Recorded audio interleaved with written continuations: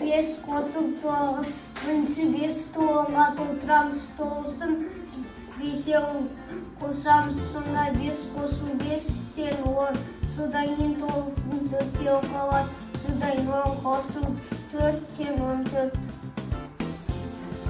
8-ге 7-ні қосамыз, 8-ін 10-ға толтырып аламыз, 7-ның 2-ін береміз 10, арғарында 5-еуі қалды 15.